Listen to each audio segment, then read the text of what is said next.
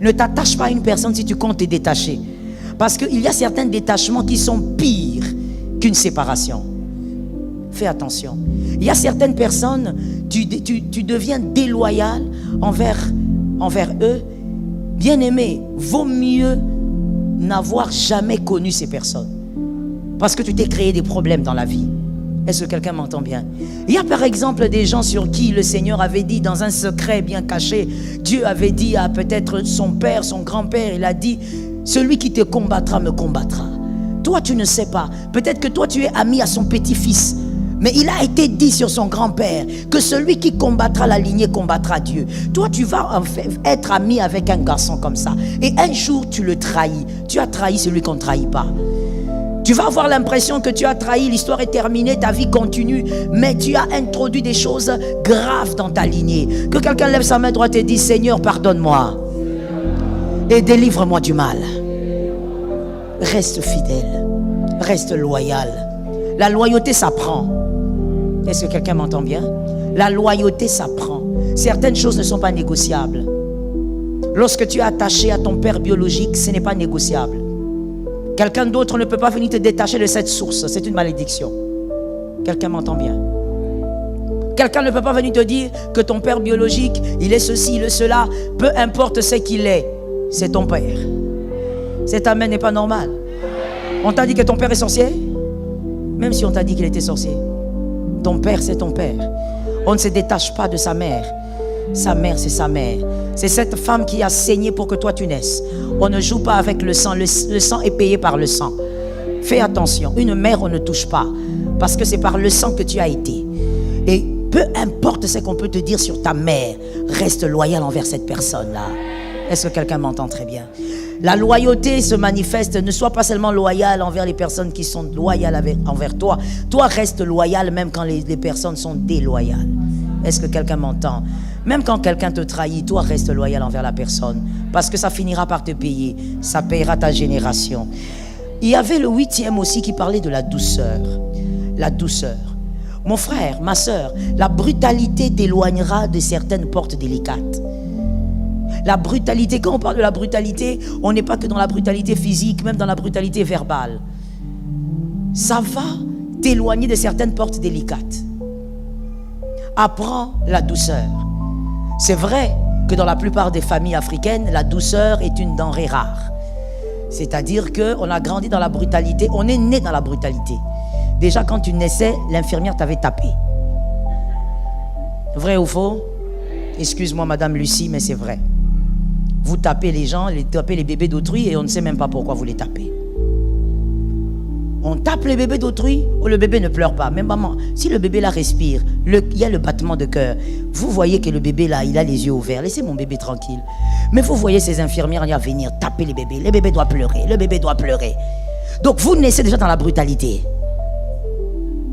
Dès que vous naissez, on vous donne des coups. Nous grandissons dans la brutalité, pour la plupart en tout cas des familles africaines. On a commencé à te battre. La première fois que tu as eu une vraie gifle, c'était à quel âge? Toi-même tu sais. Il y a même des gens qui ne s'en rappellent plus, tellement que tu étais tout petit. Dans la brutalité. Et finalement la douceur, c'est difficile. Des fois, elle est étrangère à nous. Mais écoute, la douceur t'ouvrira des portes. J'ai dit pas seulement physique. Je commence d'abord par la douceur verbale. Apprends à parler avec douceur. Est-ce que quelqu'un m'entend? Apprends à parler avec douceur. C'est-à-dire, comme on l'a dit dernièrement, arrête de parler pour blesser. Parle avec douceur. Est-ce que quelqu'un m'entend? Celui qui sait parler avec douceur, c'est celui qui n'est pas aussi pressé à parler. Tu attends le bon moment pour exprimer ce que tu as à dire. Au fait, est-ce qu'on peut se comprendre ce soir plutôt? Est-ce qu'on peut se comprendre? Regardons-nous s'il vous plaît, comprenons-nous. Lorsqu'on dit parler à quelqu'un, au fait, ça veut dire quoi? Ça veut dire avoir la capacité de se faire comprendre. Bon, si toi, quand tu veux parler, tu sais que tu ne seras pas compris, pourquoi tu parles? Tout doit commencer par là. Voilà pourquoi il faut faire travailler les neurones. Parler, c'est la communication. Je veux communiquer, je veux me faire comprendre. Mais si tu sais que ton interlocuteur n'est pas prêt à te comprendre pourquoi tu parles. Tu vas constater que lorsque tu parles, tout en sachant que celui qui est en face de toi n'est pas prêt à te comprendre, tu vas parler avec brutalité. Parce que tu vas te forcer de te faire comprendre. Et donc tu vas entrer dans la brutalité. Même les choses que tu ne devais pas dire, tu vas les sortir. Je dis à quelqu'un, apprenons à parler avec douceur. Travaillons sur nous-mêmes. Est-ce qu'on peut dire travaillons sur nous-mêmes? Travaillons sur nous-mêmes. Apprends à connaître tes limites. Apprends à reconnaître tes limites. Que toi, tu te limites là. À ce niveau-là, tu es très mauvais. Alors, tu dois travailler dessus. La douceur ouvre les portes. Rappelez-vous que Rebecca a eu un mariage par sa douceur. Et elle n'a pas seulement eu un mariage, parce qu'il ne faut pas seulement se marier, mais il faut entrer dans un mariage qui vous propulse. Rebecca est entrée dans un mariage qui a permis qu'elle soit dans une lignée des vaillants. Donc je veux dire à quelqu'un, cela est arrivé par la douceur. Il y a un monsieur qu'elle ne connaissait ni d'Adam ni d'Ève qui est venu lui disant, est-ce que tu peux nourrir mes bêtes? Il dit, il n'y a pas de problème. Je donne les eaux aux bêtes, je vous en donne aussi. Elle a été douce, elle a été donc une personne qui a impressionné le cœur d'Éliézer. Il y a des portes que tu recherches qui demandent la douceur, surtout la douceur verbale. Tu pries, tu dis Seigneur, amène-moi devant les grands, amène-moi, fais-moi asseoir avec les autorités. Toi, avec les autorités, on va te chasser. Tu ne vas pas faire 2 jours. Parce que tu ne vas même pas supporter la manière dont on va s'adresser à toi. Et toi, tu vas réagir dans toute ta brutalité. Mon frère, il y a des écailles qui doivent tomber. Est-ce que quelqu'un m'entend bien? J'aime beaucoup ça. Il y a des écailles qui doivent tomber. Oui, même après ton baptême, il y a des écailles qui doivent tomber. Yes. Est-ce que quelqu'un voit de quoi je parle? Comme avec Saül, avec Saul qui est devenu Paul. Ça doit tomber. Même après ton baptême, après ta conversion, les écailles doivent tomber. Il y a des choses au fait qui doivent te lâcher. Des choses que tu as aussi, des choses que tu as acquises de la maison de tes pères. Ça doit te quitter. Au fur et à mesure tu avances avec Jésus, ça doit te quitter. La brutalité là, quand tu parles, déjà toi quand tu parles, tu dois absolument attraper quelqu'un, tu dois absolument parler avec les mains. On ne parle pas forcément avec les mains, parle avec ta bouche, on va entendre. Parle avec la bouche, on va. Toi quand tu parles, c'est 2, 3 mots, après le 4e. Chaussures, ou je ne sais pas quoi. Il faut absolument que tu utilises tes mains. Mon frère, ma soeur, apprends la douceur. Est-ce que quelqu'un m'entend bien? Monsieur, cette femme n'est pas soumise. Tu sais pourquoi? Tu es brutal pour rien. Tu es brutal pour rien.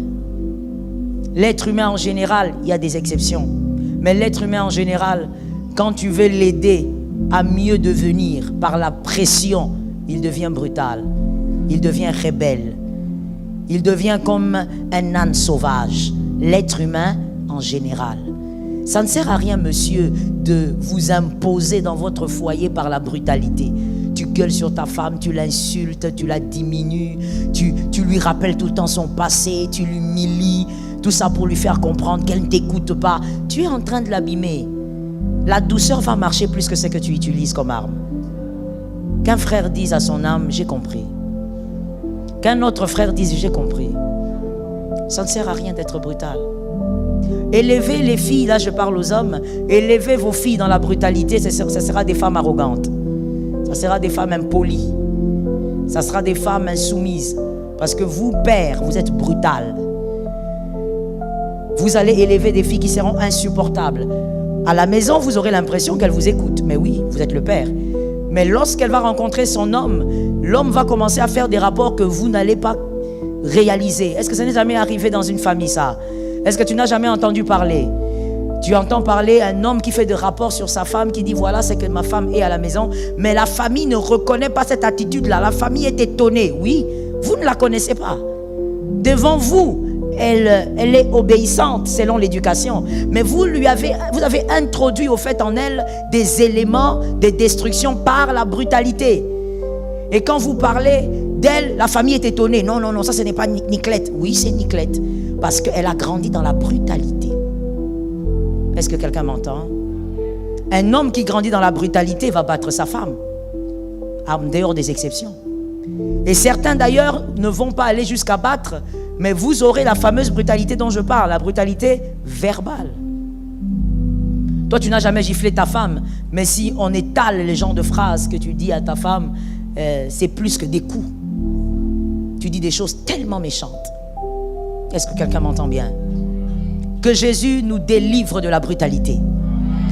Recevez la douceur au nom de Jésus. Même si ta mère, ton père était brutal, reçois la douceur par l'onction. Que l'onction t'aide, qu'il t'introduise dans l'école de la douceur. Toi-même, quand tu sens que tu as envie de parler, tu te calmes. Tu dis, je me calme, je me calme. Ne fais pas ça. Tu parles calmement. Tu invoques le Seigneur pour qu'il t'aide. Parce que ta brutalité peut détruire ta descendance. Est-ce que quelqu'un m'entend bien? Que Jésus nous vienne en aide. La 9e chose, c'était dans votre Bible, la tempérance ou la maîtrise de soi pour certaines versions. La tempérance. Vous voyez qu'on a terminé, cet écrivain a très bien écrit, il a terminé par la tempérance. Il a fini par la tempérance, la maîtrise de soi. Comme pour dire, toutes ces choses du 1er au 9e, gérez ça avec la maîtrise de soi. En d'autres termes, un équilibre. Soyez tempérés. La maîtrise de soi. N'exagérez en rien. Que tout soit modéré. Que votre plaisir soit modéré. Il y a des personnes, quand elles entrent en joie, toi-même tu te poses la question, qu'est-ce qui va se passer ici? C'est toujours en excès. Elle a une joie au point où elle peut enlever les habits.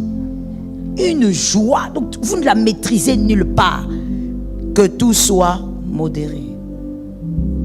Que tes loisirs soient modérés. Tu veux te détendre, tu veux un peu de loisir, modération dans tout ça. Tu ne vas pas entrer dans le loisir depuis que tu as commencé, comme je n'avais parlé, je ne sais plus quand. Tu as commencé 5 heures, 7 heures, 8 heures. Depuis 9 heures, toi tu es dans le loisir. Tu n'es que dans le loisir. Il est maintenant 20 heures, toi tu es dans le loisir. Que tout soit modéré, ça va te détruire. Est-ce que quelqu'un m'entend? Que ta prière aussi soit modérée. Parce que si je n'en parle pas, tu vas croire que c'est dans la prière qu'il faut faire des excès. Tout doit être modéré. La tempérance. Tout doit être modéré. Même dans la prière. Tu vas prier, tu ne te laves pas. Mon frère, c'est quoi le problème? Qui t'a dit qu'il faut les odeurs? Que le Saint-Esprit aime les mauvaises odeurs? Oh Jesus of mercy. Qui t'a dit que le Saint-Esprit se plaît dans les mauvaises odeurs? Il se plaît dans les mauvaises haleines. Qui t'a dit ça? Tu as consulté qui? Tu t'enfermes, tu dis voilà, ça c'est une prière puissante. La prière puissante, c'est la prière qui associe ton cœur avec Dieu. Je reprends parce que quelqu'un dormait. La prière puissante est celle qui associe ton cœur avec Dieu. C'est ça la prière puissante. Aide-moi à dire ça à ton frère. Ton cœur avec Dieu, si ton cœur est associé au cœur de Dieu, elle sera puissante cette prière. Mais toi, tu entres en prière, tu ne brosses pas tes dents, tu ne te laves pas, tu as fait 4 jours.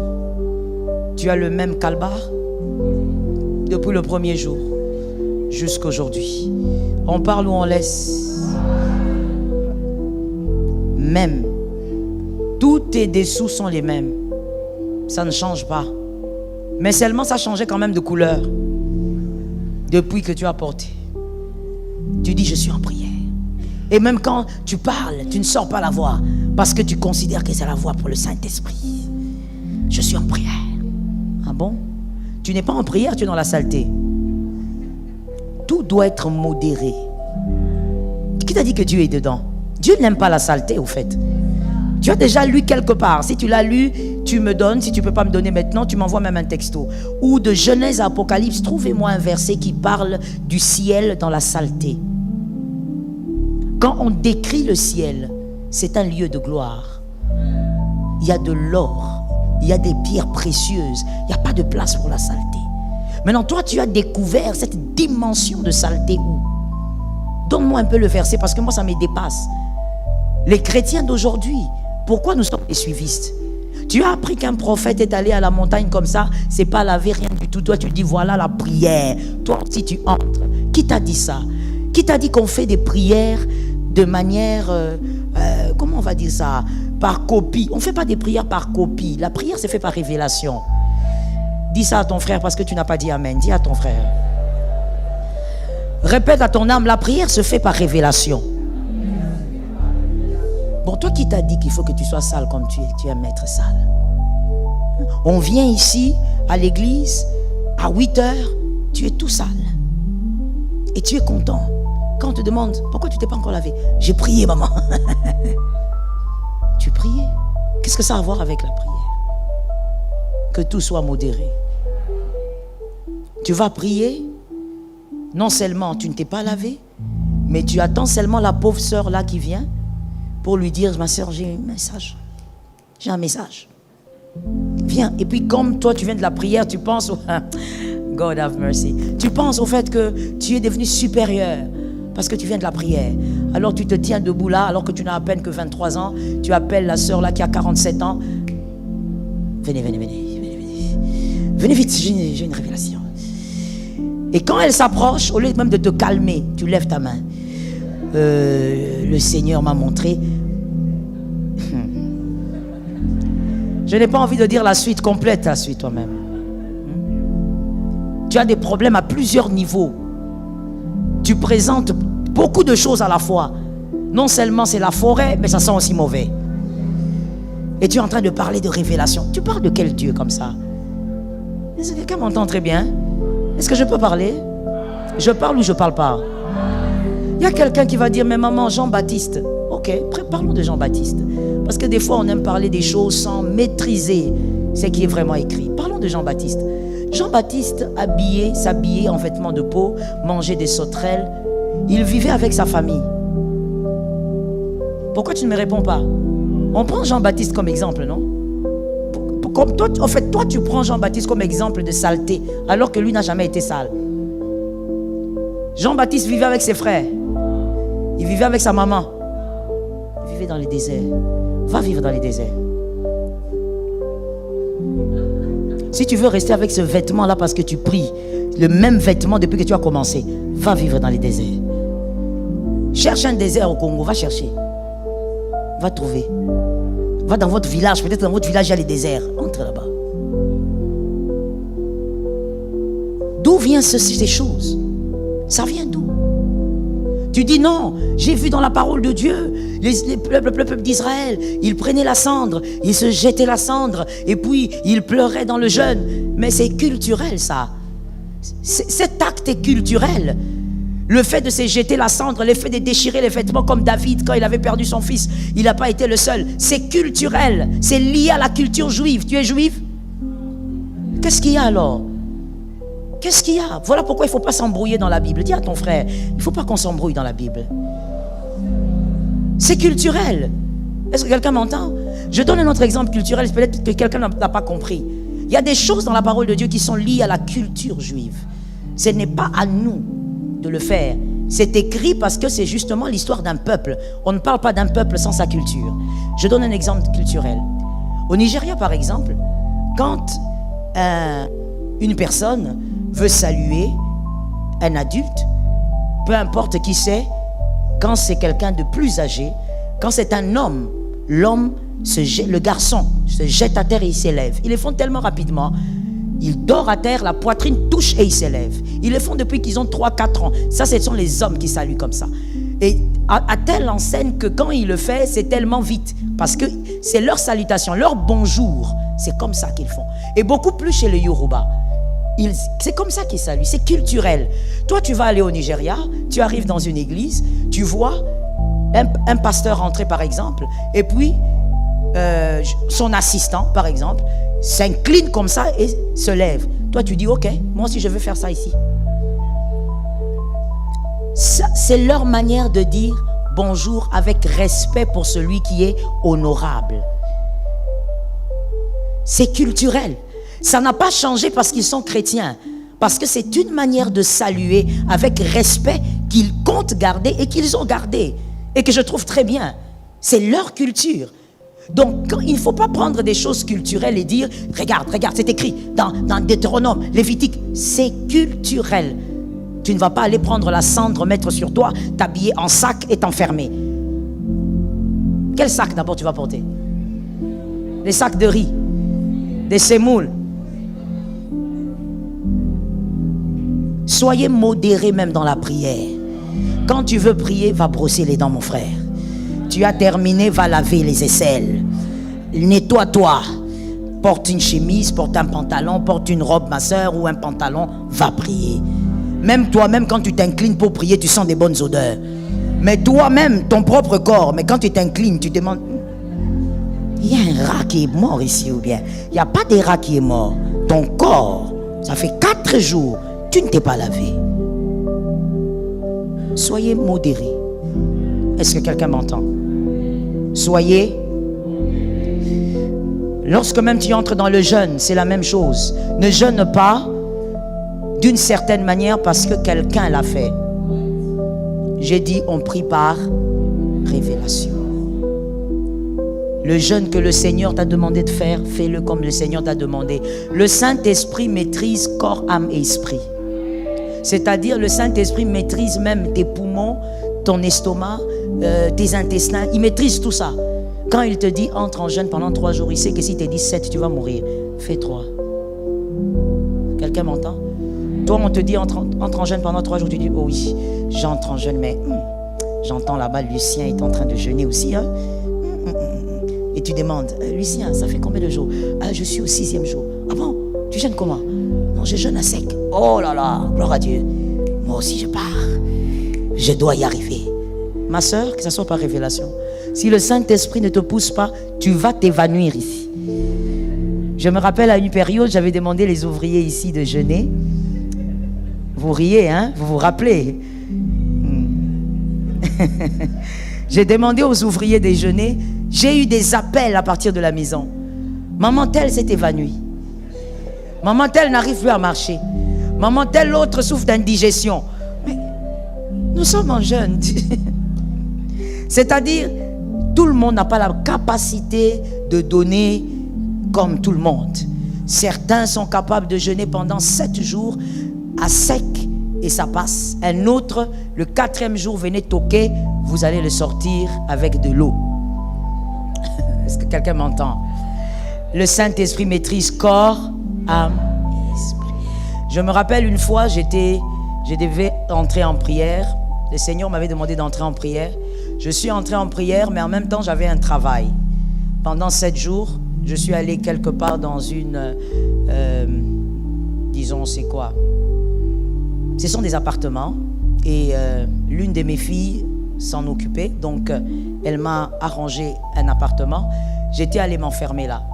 Et quand je suis allé m'enfermer, je devais travailler pendant 7 jours. Non, pendant 6 jours. Je suis entré le dimanche nuit pour faire 7.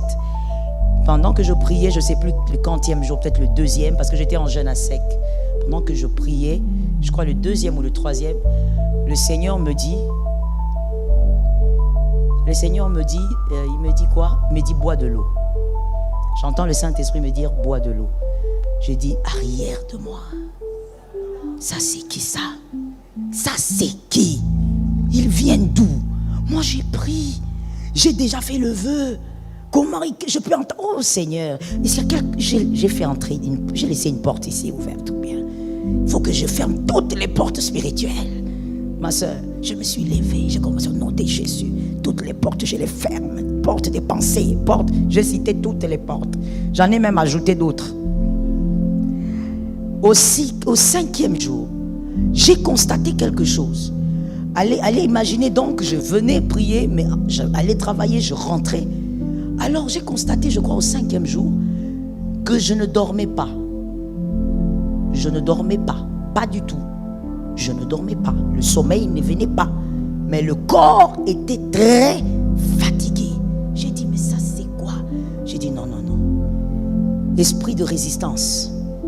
Je te chasse. Je vous dis, je crois que c'était en 2000. En 2000, on est en 2022. Je sais même plus c'était quand. Je sais plus, peut-être il y a 2 ans, je sais plus. En tout cas, il n'y a pas trop longtemps. J'ai chassé tous les esprits. D'autres même, je suis sûr qu'ils se sont étonnés. Je leur ai donné les noms. Eux-mêmes, ils étaient étonnés. Ça existe. Oui, ça existe, je vous chasse. J'ai chassé, j'ai dit je dois dormir, je dois quand même. Parce que le corps est fatigué. Le corps est vraiment fatigué. 6e jour, le corps ne tient pas.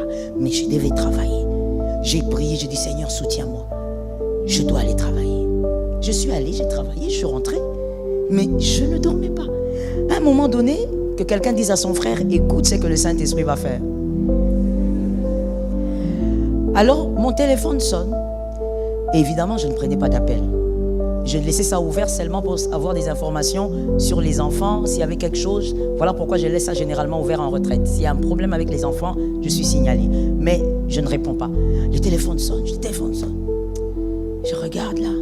Je vois que c'est mon mari. J'ai dit, oh, ça c'est les dangers. Je prends le téléphone. Ça se passe bien? Oui. Pourquoi tu es fatigué comme ça? Je dis, mais je suis en jeûne. Tu es en jeûne. Tu manges? Tu bois plutôt? Je dis, non. Tu ne bois pas. Est-ce que tu ne penses pas que tu dois boire? Je dis, non, ça va, je vais tenir. Il me dit, mais je te sens trop fatigué. Je dis, je dors pas. Il dit, pourquoi tu dors pas? Tu jeûnes aussi le sommeil? Je dis, non, non, non. Le sommeil ne vient pas. Il me dit, oh, mais est-ce que tu sais pourquoi ton sommeil ne vient pas? Je dis, mais c'est ça, ce sont des combats. Je ne vous parle pas du voisin, hein, je parle de moi. Je dis, ce sont des combats, chérie, je t'ai dit, je suis menacée. Prie, toi aussi, là-bas, on voit le feu. Il m'a dit, ce ne sont pas des combats. Ce ne sont pas de combats. Lorsque tu fais longtemps sans boire, ça te coupe le sommeil. J'ai dit, non, come on, what is that? Il me dit, mais vérifie alors, vérifie toi-même. Je suis allé checker. J'ai checké, je suis entré Google. Effectivement, vous restez longtemps sans boire, ça vous ôte le sommeil. Et donc, vous ne dormez pas. J'ai dit, mais ce n'est pas possible. Maintenant, comment je vais faire? J'ai dit, bon, je vais boire. Je suis allé au 6e jour. Je prends l'eau, je bois. Je dis, maintenant, le sommeil va venir. Mon frère, le sommeil n'est pas venu. Le corps, c'est tout un mécanisme. J'étais là comme ça, les yeux ouverts, mais le corps, il est cassé au 7e jour. Heureusement que mon mari est venu me chercher. Je vous assure que je n'avais même pas la force de faire 2 pas en avant. Il est venu me chercher. Il m'a dit, on part, on sort. Je lui ai dit, on va sortir. On attend l'heure. Il m'a dit, merci beaucoup. C'est aujourd'hui que tu sauras que c'est moi le chef. Tu t'es soulevé, on sort. J'ai marché, vous savez, je sortais de cet appartement comme si j'étais allé mourir. Les gens me regardaient. Mais c'est quoi ça? Elle était venue mourir ici ou quoi? Ça veut dire, c'est comme si la prière m'a créé des problèmes. Mon frère, la vérité c'est quoi? C'est que je ne pouvais pas faire autant de jeûnes. Un jeûne pareil, en train de travailler. Et vous savez, les retombées, je les ai eues après. Quelques mois après, le corps a commencé à réagir. Le corps, c'est pas l'esprit. Est-ce que quelqu'un m'entend bien? Je dis le jeûne c'est bon, mais selon la révélation. Le corps ce n'est pas l'esprit. L'esprit ne se fatigue pas, il ne tombe pas malade. Le corps va t'imposer son rythme à un moment. J'ai commencé à avoir des retombées physiques. J'ai dit, hey, j'ai commencé encore à appeler Jésus. Jésus, tu es le Dieu de la guérison. Tu es le Dieu de la guérison. Modération en toutes choses. Est-ce que quelqu'un m'entend? Même si je sais qu'en entendant ce message, mon mari va dire, comme si tu as retenu la leçon. Modération en toutes choses. Que Jésus nous aide à être modérés. Entamons ceci pour terminer demain. 4e faille de l'autel de Caïn. Parce que rappelez-vous que c'était la 3e faille qui nous a amené à tout ça. C'était le manque d'honneur. 4e faille aujourd'hui de l'autel de Caïn. L'autel de Caïn était suspendu à celui d'Abel. L'autel de Caïn était suspendu à celui d'Abel. Voilà la faille. L'une des failles. Que ton autel dépende de Dieu. Que ton autel dépende de ton cœur. Que ton autel ne dépende pas d'un autre. Au lieu de chercher à comprendre pourquoi Dieu n'avait pas agréé son autel, Abel s'est focalisé sur l'autel de son frère. Est-ce que quelqu'un m'entend? Au lieu que Caïn se pose la question, Mais pourquoi Dieu n'a pas agréé? J'ai fait des efforts, j'ai donné, j'ai travaillé. Non, Caïn, lui, il s'est focalisé sur l'autel de son frère. Dis à un voisin que ton autel ne soit pas suspendu à celui d'un autre. Genèse 4, 5. On va voir ça clairement. Genèse 4, 5. Mais il ne porta pas un regard favorable sur Caïn et sur son offrande. Caïn fut très irrité et son visage fut abattu. Comprenez bien la phrase. Caïn fut irrité, son visage fut abattu. Après quel moment? Merci. Lorsqu'il a regardé l'autel de son frère. La Bible dit Dieu n'avait pas agréé Caïn ni son offrande. Mais jusque-là, tout va bien. Mais Caïn a regardé l'autel de son frère, il a vu que Dieu avait agréé là-bas. Le problème avait commencé. Que Dieu te délivre du mal. Écoute bien s'il te plaît. Lorsque vous élevez votre autel, n'ayez pas les yeux sur l'autel d'un autre. J'ai aimé cet amen. Écrivez avec moi. Caïn fit irrité. C'est la première chose. Caïn fit irrité. Deuxième chose, son visage fut abattu. On souligne les deux choses. Caïn fit irrité et son visage fut abattu. Il était mécontent de voir l'autre être visité alors que lui n'était pas. Si on doit résumer ce quatrième point, c'est juste ça. Il était fâché de voir la visitation d'un autre alors que lui, il attendait encore. Alors que lui n'était pas visité. C'est la mauvaise attitude. J'aimerais entendre quelqu'un me dire c'est la mauvaise attitude. Que quelqu'un d'autre me dise c'est la mauvaise attitude. Écoutons, écrivez avec moi, soyez un peu rapide. Il faut chercher à comprendre pourquoi Dieu n'a pas été favorable à votre autel. Et non chercher à comprendre pourquoi Dieu a agréé l'autel de l'autre.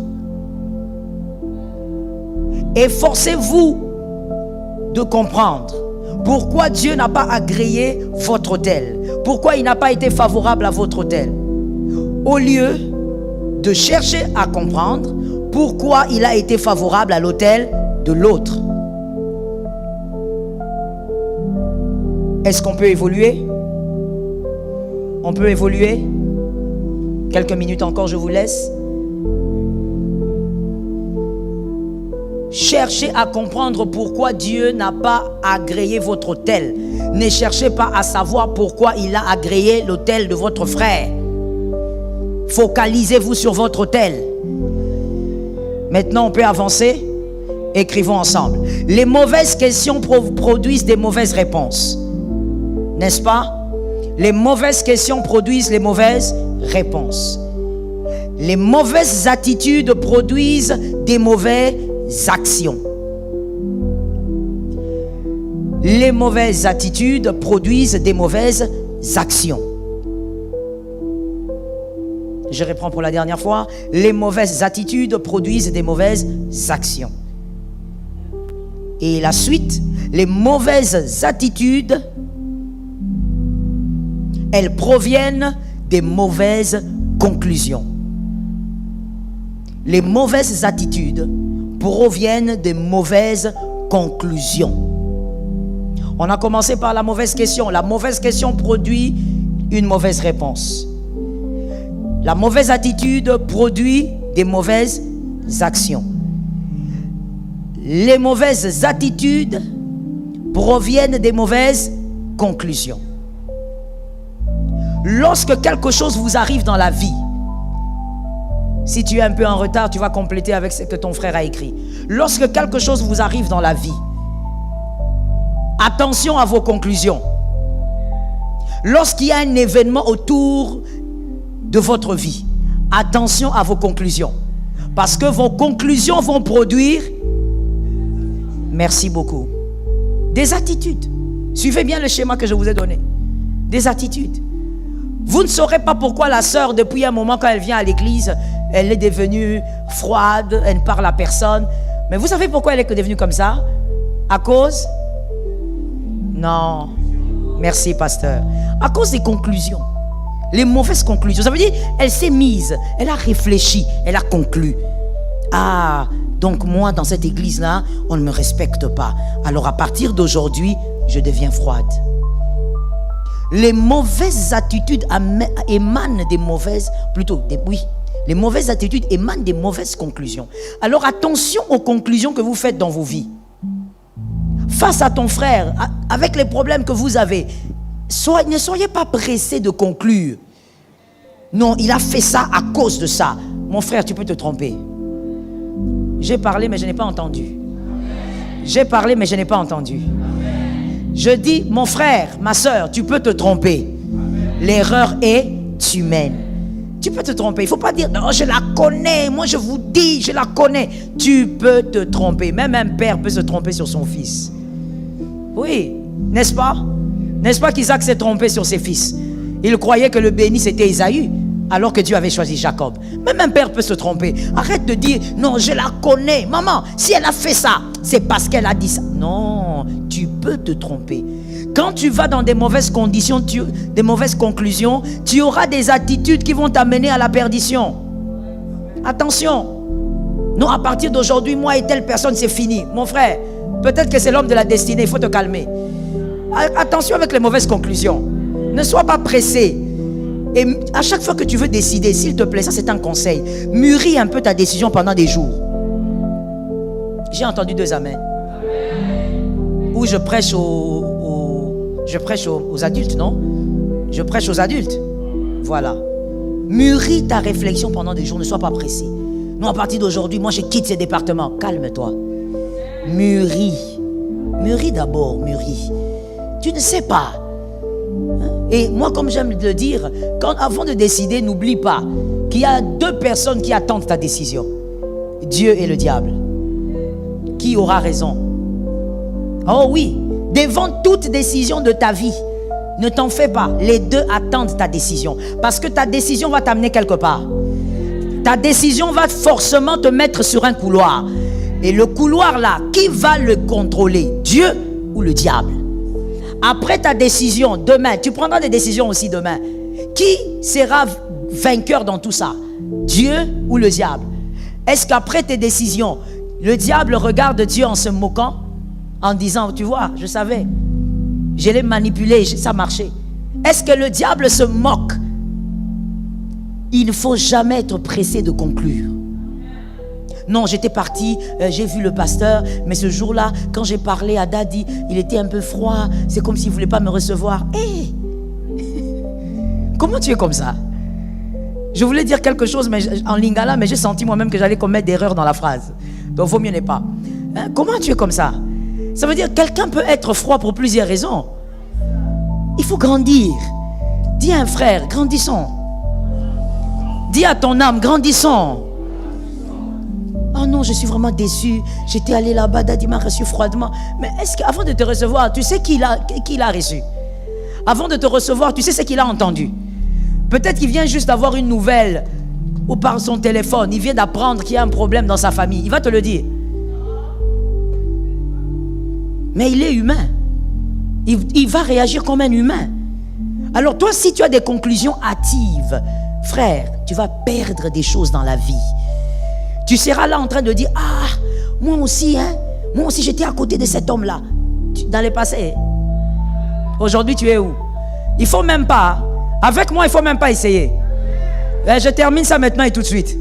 Je dis avec moi, il faut même pas essayer. Si on se sépare, oublie. Ouais. Faut pas commencer à raconter, vous voyez la femme là, moi j'étais très proche, je lui donnais du thé. Arrière de moi. Thé ensorcelé. Ah mais oui. Si tu veux raconter l'histoire, reste là. Ne sois pas ces gens aigris là qui viennent après. Oh non, moi j'étais avec elle, moi je sais comment elle dort, comment elle... C'est mon frère. Arrière. Moment qu'il faut mûrir vos conclusions. C'est aujourd'hui qu'il faut mûrir les conclusions. Oh, quelqu'un vient là, je ne sais d'où. Oh, tu sais, pasteur Joël, tu sais, il s'est passé ceci avec ton père spirituel. D'abord, il va venir d'où? D'abord, il va d'abord commencer par où? Il n'aura même pas la force d'ouvrir sa bouche. Il ne va même pas s'approcher. Parce qu'il sait que là-bas, ça ne peut pas marcher. Comment tu vas ouvrir la bouche pour parler de mon papa? Mon papa? Hein? Mon papa. Quand j'ai besoin d'une consolation, j'écris à mon papa biologique. Il m'envoie les phrases. Ça adoucit mon cœur. Quand j'ai besoin d'un appui spirituel, je dis papa. SOS. Il suffit qu'ils disent l'Éternel est avec toi. Je prends les téléphones là, je commence à brandir ça partout. Toute la journée, j'aurai seulement les téléphones comme ça. La maison n'aura point de repos. Parce que mon papa a dit l'Éternel est avec toi. Maintenant, toi, tu es qui? Toi, tu es qui? Pour t'approcher là, pour me dire, oh non, tu sais, il paraît rien. Il ne paraîtra jamais rien. Il paraîtra jamais quelque chose. Et même s'il paraît, je m'en fous. Oh, mon frère. Même s'il paraît, je sais à quelle source je bois et je bois là-bas. Je sais ce que ça me fait moi-même. Tu sais, c'est comme quelqu'un qui vient et regarde, tu as ta boisson, peut-être c'est du tonique, et puis te dit, oh, tu prends du tonique. Toi-même, tu sais ce que ça te fait. Pasteur, tu ris. Mais je te dis la vérité, il y a des gens bizarres dans la vie. Tu viens là, oh, le tonique là, c'est pas bon. C'est pas bon comment? Moi, j'aime ça. Moi, quand je bois ça, je me sens bien. Oh, moi, je n'aime pas le Sprite. C'est toi qui n'aimes pas le Sprite. Moi, quand je bois ça, je me sens bien. Toi, tu ne peux pas venir là me dire, voilà, il y a telle chose. Mon frère, il faut savoir faire des bonnes conclusions dans la vie. Est-ce que quelqu'un m'entend bien? Il faut savoir faire des bonnes conclusions. Lorsqu'on fait des bonnes conclusions, on a des bonnes attitudes. Écris avec moi.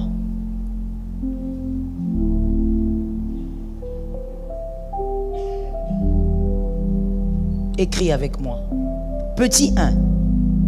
Il était mécontent de voir qu'il avait fourni beaucoup d'efforts comme l'autre, mais l'autre a été visité et pas lui. Caïn. Il était mécontent de voir qu'il avait fourni beaucoup d'efforts comme Abel, mais Abel a été visité et pas lui. J'ai dit à une personne, attention, c'est un terrain glissant. Je répète encore, c'est un terrain glissant. Je répète, c'est un terrain glissant. Ne juge pas les efforts d'un autre. S'il te plaît, il ne faut pas juger ça. Il ne faut pas dire, j'ai travaillé plus que lui. Tu mesures ça comment? Tu mesures ce que tu vois, mais tout ce que tu vois n'est pas tout ce qu'il y a. Ne mesure pas. Non, dans cette église, moi je travaille plus que tout le monde. Comment tu mesures ça? Ne mesure pas ça. Parce que tout ce que tu vois n'est pas tout ce qu'il y a. Est-ce que quelqu'un m'entend bien? Attention. C'est pourquoi je disais tout à l'heure, c'est un terrain glissant. N'élève pas l'autel de Caïn. N'oublie pas, avec Dieu, ce n'est pas d'abord une question d'effort, mais c'est une question de cœur. Voilà pourquoi il est dit, vous allez me donner le verset avec rapidité. Il est dit, comment on dit ça encore? L'obéissance vaut mieux que le sacrifice. Verset. Merci pasteur. 1 Samuel combien? Non. 15. Oui. Très bien. 15, 22. Vous voyez, c'est quelqu'un de l'écodim, monitrice de l'écodim. Si ce n'était pas l'écodim ici, elle n'allait pas donner les avantages. Que Dieu te bénisse. 1 Samuel 15, 22. L'obéissance vaut mieux que le sacrifice. Parce que pour Dieu, ce n'est pas d'abord l'effort qui va te payer, mais c'est ton cœur. Le cœur, l'état de ton cœur. Alors s'il te plaît, ne juge pas l'effort d'un autre pour dire pourquoi lui il a été visité avant moi. Moi je me sacrifie ici plus que lui. Ne juge pas ça. Écrivons et retenons. Ce que tu vois est trompeur. Tu ne sais pas ce qu'il fait en secret.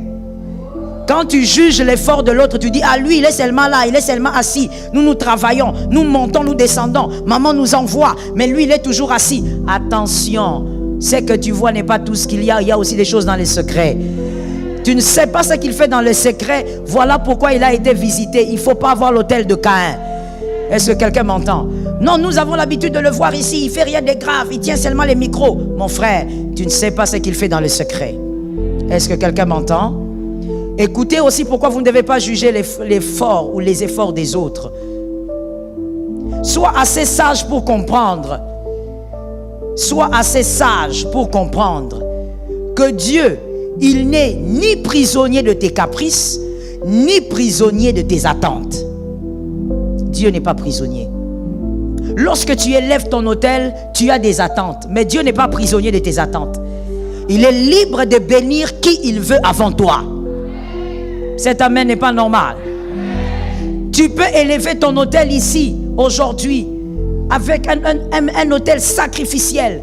Mais Dieu est libre de bénir celui qui va élever son autel demain matin. Il le bénit avant toi. Dieu n'est pas prisonnier de tes attentes. Je dis à quelqu'un, nos attentes ne sont pas forcément les désirs de Dieu. J'ai aimé cet amen-là. Nos attentes ne sont pas forcément les désirs de Dieu. Toi, tu veux que Dieu te visite en 2022, mais lui, il est libre de faire comme il veut. Fais comme tu veux. N'est-ce pas? Ouais. C'est un peu comme un homme de Dieu qui nous avait fait rire. Il dit, nous disons, oui, prends tout, Seigneur. Et au moment des offrandes, tu donnes 500 francs. Les 10 000 francs, tu gardes. Oui, prends tout, Seigneur. Tu mens même à l'église. Quand tu dis prends tout, Seigneur, il est libre de tout prendre. Hein? Il est libre de te dire, lève-toi là où tu es, ne me donne pas cette offrande. Va dans ton compte bancaire, vide-moi le compte. Oui, prends tout, Seigneur, oui ou non? Bah oui. Et donc, Dieu n'est pas prisonnier de tes attentes. Tu peux vouloir être béni en 2023. Tu dis, Seigneur, s'il te plaît, je veux me marier, Seigneur. D'ailleurs, je ne sais même pas, pourquoi tu pleures beaucoup comme ça? Hein? Tu veux seulement l'homme. Hein? Tu es fatigué.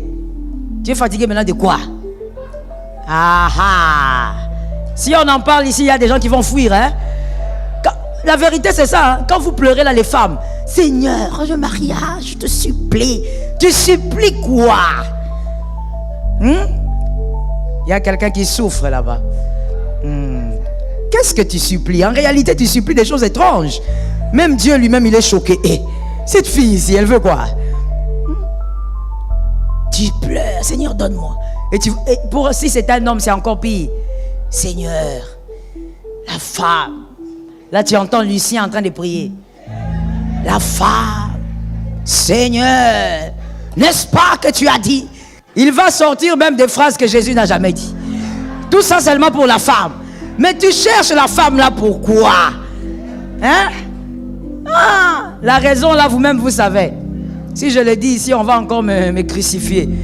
Vous connaissez la raison vous-même. Tu pleures, Seigneur. Mon frère, tu vois ce que tu demandes au Seigneur, là, la femme, là. Il va te faire grâce, il va te donner. Mais tu vois les raisons pour lesquelles tu la cherches. Ça ne sera pas comme ça, frère. Frère, qui a compris? Ça ne sera pas comme ça. Mon frère, je te dis la vérité. Moi, je te dis les choses cachent. Je te dis. Les autres te cachent. Ça ne sera pas comme ça. Tu vas rester là, des fois tu vas rester, tu seras comme l'apôtre Paul. Mais tu es marié. Donc tu es là, tu es seulement dans la maison. Oui, prends tout, Seigneur. Donc tu es dans la méditation. Parce que depuis que tu as commencé, elle est malade. Elle est malade. Elle a mal au dos. Elle a mal à la tête. Elle est enceinte. Et puis la grossesse disparaît. Les femmes sont incroyables quand même. Mon frère, c'était juste une parenthèse pour te dire, écoute, Dieu n'est pas prisonnier de nos attentes. Tu veux te marier, mais il sait quand est-ce qu'il va te donner l'homme de ta vie. Parce qu'il doit aussi te laisser vivre ta maturation. Monsieur, il doit te laisser vivre ta maturation. Tu ne dois pas être un homme marié et ta femme te dit, écoute, chérie, tu peux me donner quelque chose pour manger? Maintenant, je n'en ai pas, que je fasse quoi? Que je vole, que je prenne Tu es chef, non? Tu es chef, tu n'as qu'à savoir ce que tu veux faire. La femme, elle embête le mari même pour rien. Oui. Ça veut dire, elle peut venir. Chérie, j'ai mal à l'épaule. Et maintenant, il est médecin. Et tu dois lui donner une solution, hein, monsieur. J'ai mal à l'épaule. Et puis, elle peut même préciser, j'ai mal à l'omoplate. Ça me fait des douleurs, des pics. Maintenant, toi, ose ne pas regarder quand elle parle. Mon frère, elle va pleurer toute la nuit. Lamentation de Jérémie. Tu ne vas pas dormir. Tu tournes un peu seulement. Ah maman, pourquoi tu n'es pas là? Elle va invoquer tous les membres de sa famille. Pourquoi? Parce qu'elle t'a dit j'ai mal à l'épaule. Tu n'as pas regardé. Un chef de famille, mon frère, Quand Dieu te fait attendre, hein, tu veux te marier, Dieu te dit calme-toi. Dieu sait, il veut te faire grandir. Mon frère, un chef de famille, il est médecin, il est avocat. La femme va venir là. Chérie, est-ce que tu as appris? Tu as appris? Tu as appris comment on m'a humilié par mon oncle là-bas? Ah bon? Oh non, c'est pas grave. Tu dis c'est pas grave, pourquoi? Il faut aller me défendre là-bas. Il est devenu avocat. Un chef de famille, je te dis, il est tout lui-même. Il peut aussi devenir maçon, plombier. Est-ce que les femmes mariées sont là? Les femmes mariées sont là. C'est vrai? Tu sais bien que ton mari, il n'a jamais fait la plomberie, mais il y a des problèmes avec la tuyauterie. Tu vas voir la femme qui vient. Chérie, il y a la tuyauterie est coupée. Mais viens, non, la tuyauterie. Qu'il fasse quoi? Lui, il a étudié. Tu veux qu'il soit plombier? Mon frère, et s'il ne fait pas la plomberie là? Les maris que moi j'ai épousés, ils n'arrivent même pas à ranger un tuyau. Ah Seigneur, Jésus, il fallait que je reste chez moi. Oh. Tout ça là, vous qui n'êtes pas mariés, vous riez, hein? Mais c'est ça la vérité. Demandez aux femmes mariées là. Le mari devient même le nurse, ça veut dire l'infirmière, le jour de l'accouchement. Tu vas voir la femme. Il est où? Il est où? Appelez-le ici. Quand il vient, on l'attrape. Qu'est-ce qu'il y a? Sois ici. Ah! Qu'il devienne encore le nurse. Ça veut dire le chef de famille. Il est tout. Monsieur, quand Dieu te fait attendre, il te fait grandir un peu. Parce que dans le mariage, tu auras même des diplômes que tu n'as jamais eu dans toute ta vie. Que Jésus te donne la victoire. Je rentre en disant, et je termine par là, Dieu n'est pas prisonnier de nos caprices. Tu veux des choses, mais il est libre de bénir ton voisin avant toi. Il est libre de bénir un petit frère quelque part avant toi. Donne-moi un amen de quelqu'un. Écoute cet exemple, que ça te choque et que ça reste gravé dans ton esprit. Dans Genèse 17, 24 à 26. Genèse 17, 24 à 26. Dans Genèse 21, 5. Genèse 21, 5. Les deux versets s'accordent pour dire que lorsque Abraham a eu Isaac, Ismaël avait 14 ans. 14 ans. Lorsqu'Abraham a eu Isaac.